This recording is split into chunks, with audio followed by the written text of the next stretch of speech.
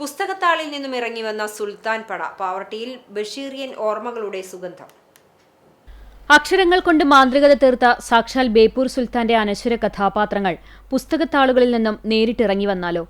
വൈക്കം മുഹമ്മദ് ബഷീറിന്റെ ഓർമ്മദിനത്തിൽ അദ്ദേഹത്തിന്റെ വിഖ്യാത കഥാപാത്രങ്ങൾക്ക് ജീവൻ നൽകി ആ പഴയ ബേപ്പൂർ മുറ്റത്തെ വിദ്യാലയ മുറ്റത്തേക്ക് പുനരാവിഷ്കരിച്ചിരിക്കുകയാണ് പാവർട്ടി LF-LP സ്കൂളിലെ കുരുന്നുകൾ. മാങ്കോസ്റ്റിൻ മരത്തണലിലെ ആ പഴയ ചാരുകസേരയും ഗ്രാമഫോണിൽ നിന്നൊഴുകുന്ന പാട്ടുകളും ഓർമ്മകളിൽ വീണ്ടും ജീവൻ വെച്ചപ്പോൾ വിദ്യാലയമുറ്റം ബഷീറിയൻ സാഹിത്യത്തിന്റെ ജീവസുറ്റ വേദിയായി മാറി.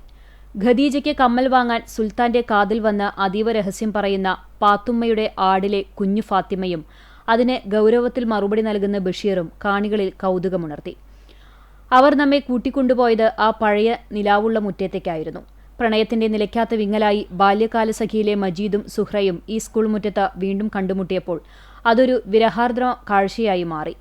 "നിന്റെ ഉപ്പൂപ്പയ്ക്കൊരാനയുണ്ടായിരുന്നു" എന്ന ഗർവോടെ തോമയും ആനവാരി രാമൻ നായരും പിന്നെ തട്ടിക്കൂട്ട് ന്യായങ്ങളുമായി എട്ടുകാലി മമ്മൂഞ്ഞും തങ്ങളുടെ സ്ഥിരം കുസൃതികളുമായി സജീവമായി രംഗത്തുണ്ടായിരുന്നു.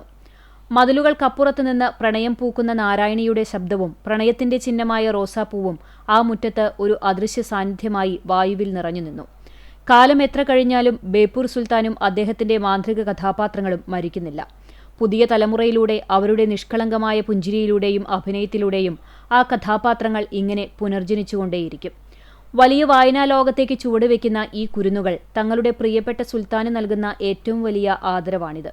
അതെ, പുസ്തകത്താളുകൾക്കപ്പുറം ഈ കുരുന്നു മനസ്സുകളിൽ സുൽത്താനും അദ്ദേഹത്തിന്റെ പ്രിയ കഥാപാത്രങ്ങളും എന്നെന്നും ജീവിക്കുക തന്നെ ചെയ്യും.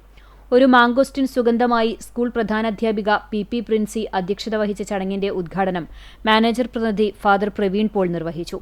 സാഹിത്യകാരനായ റാഫി നീലങ്കാവിൽ മുഖ്യപ്രഭാഷണം നടത്തി. അധ്യാപകരായ Prince Paul, Simi Jose Paul, Francy John, Ancy Sijo, MK Seena എന്നിവർ നേതൃത്വം നൽകി.